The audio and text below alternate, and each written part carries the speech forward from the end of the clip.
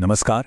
साल 2026 Indian space programme के लिए एक बहुत ही अहम साल होने वाला है।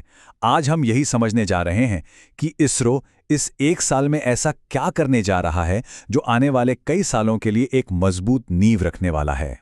तो सवाल सीधा सा है, 2026 में इसरो आखिर करने क्या वाला है? और देखिए, ये सिर्फ कुछ रॉकेट लॉन्च की बात नहीं है, ये तो हमारे देश की स्पेस में भविष्य की उड़ान की तैयारी है। 2026 इसरो के लिए कोई आम साल नहीं है, ये एक तरह से स्प्रिंट है।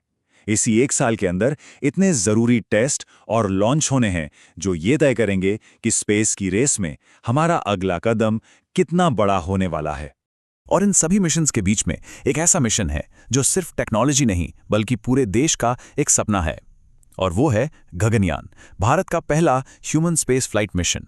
अच्छा, किसी भी भारतीय को स्पेस में भेजने से पहले हर छोटे बड़े स्टेप को 100 बार जांचना पड़ता है, और 2026 इसी तैयारी का सबसे जरूरी साल है। यहीं पर गगनयान मिशन की फाइनल और सबसे क्रिटिकल रिहर्सल होगी। इंसान को स्पेस में भेजने का रास्ता कई पड़ावों से होकर गुजरता है। 2026 में दो सबसे बड़े पड़ाव पार किए जाएंगे। पहला क्रू मॉड्यूल का टेस्ट होगा और फिर बिना किसी इंसान के एक पूरी की पूरी उड़ान भरी जाएगी। ये दोनों ही असली मिशन की एक तरह से ड्रेस रिहर्सल हैं। देखिए, इन दोनों टेस्ट्स में चूक की कोई गुंजाइश ही नहीं है, जरा सी भी नहीं। इनकी कामयाबी पर ही सब कुछ टिका है। मतलब क्या 2027 में कोई भारतीय एस्ट्रोनॉट स्पेस में जाएगा, इसका फैसला असल में 2026 में ही हो जाएगा। गगनयान मिशन का बस एक ही मंत्र है, एस्ट्रोनॉट की सेफ्टी सबसे पहले।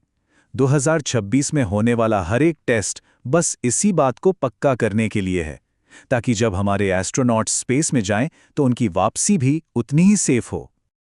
पर रुकिए, कहानी सिर्फ गगनयान की नहीं है। जहां एक तरफ इंसान को स्पेस में भेजने की तैयारी चल रही है, वहीं दूसरी तरफ इसरो के सबसे भरोसेमंद रॉकेट्स कई दूसरे जरूरी मिशंस को भी पूरा कर रहे होंगे। इसरो की रफ्तार वाकई देखने लायक होगी। 2026 की शुरुआत में ही करीब 7 मिशन लॉन्च करने का टारगेट है। सोचिए, इसका मतलब है कि लगभग हर कुछ हफ्तों में एक लॉन्च। ये इसरो की जबरदस्त क्षमता को दिखाता है। और जरा इन मिशंस की वैरायटी तो देखिए। एक तरफ तो ऐसे सैटेलाइट्स हैं जो हमारी सरहदों और मौसम पर नजर रखेंगे, वहीं दूसरी तरफ, और ये बहुत बड़ी बात है, पहली बार प्राइवेट सेक्टर का बनाया हुआ PSLV रॉकेट भी लॉन्च होगा। सोचिए, ये हमारी स्पेस इकोनॉमी के लिए कितना बड़ा कदम है। तो जाहिर है, एक तरफ है गगनयान जैसा हाई प्रोफाइल और बेहद कॉम्प्लेक्स मिशन, तो वहीं दूसरी तरफ है ISRO का असली वर्कहॉर्स, हमारा PSLV रॉकेट। ये भारत के स्पेस एम्बिशंस की रीढ़ की हड्डी है, जो चुपचाप अर्थ ऑब्जर्वेशन से लेकर कम्युनिकेशन तक के सैटेलाइट्स लॉन्च करता रहता है। पता है, ये लॉन्च सिर्फ आज की जरूरतें पूरी नहीं कर रहे हैं, बल्कि ये फ्यूचर के लिए एक लैब की तरह भी काम कर रहे हैं। हर लॉन्च के साथ ISRO कुछ नई और गेम चेंजिंग टेक्नोलॉजी को भी टेस्ट कर रहा है। इसका एक बेहतरीन उदाहरण है TDS-01 सैटेलाइट। इस पर 2 फ्यूचर टेक्नोलॉजीज टेस्ट हो रही हैं। पहली है क्वांटम कम्युनिकेशन, जो हमारे डेटा को पूरी तरह से हैक प्रूफ बना सकती है, और दूसरी है इलेक्ट्रिक प्रोपल्शन, जो सैटेलाइट्स को कम फ्यूल में ज़्यादा लंबा सफ़र तय करने में मदद करेगी।